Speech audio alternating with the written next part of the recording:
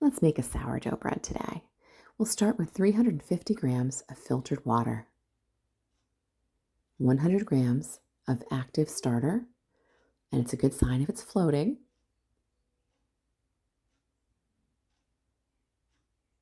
Mix those together. Add in 500 grams of bread flour.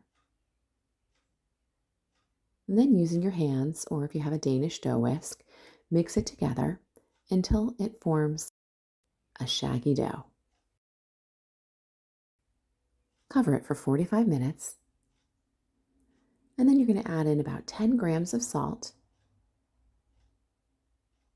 Incorporate it, and then start with your first set of stretch and folds. And I did leave this one at regular speed so you can see the process and what the bread dough consistency looks like. You're just going to turn it a quarter way around the bowl, pull up, fold that dough over. You're going to cover it again, come back in an hour, do another set of stretch and folds, and you can see this is definitely sped up a little bit so that this video doesn't take forever. You're going to set that aside for another hour or so, and you're going to come back and you're going to do it again. And you can start to see the consistency of the dough. It's changing. It's getting smoother. It's a little bit more silky than that shaggy dough that we started with. Now I typically try to do 4 stretch and folds, but we didn't quite make it there today, so it's going to have to do just as it is. But it is beautiful, isn't it? From here, it's time to shape your dough. Typically, I'm just going to pull and drag that dough towards me, wrapping my fingers underneath it, creating the tension in the dough. And I'll do this a few times until I create the shape that I'm looking for, a nice round loaf.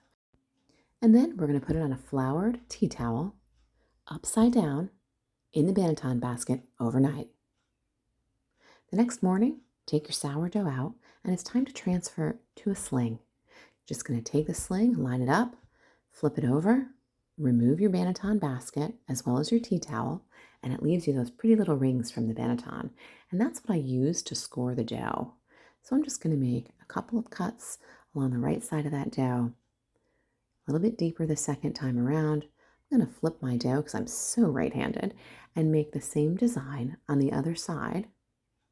And from here, I'm probably just going to put maybe a little piece of wheat down the center of that dough by making just a few cuts along the sides, on either side coming down, just a subtle design. It's lovely. And then add one more at the bottom for good measure. I'm going to pop that in my preheated Dutch oven.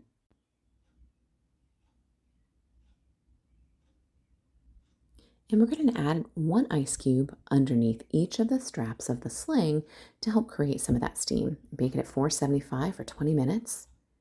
Remove the lid, and it's going back in for another 15 minutes. And this is what we made. And then we enjoy.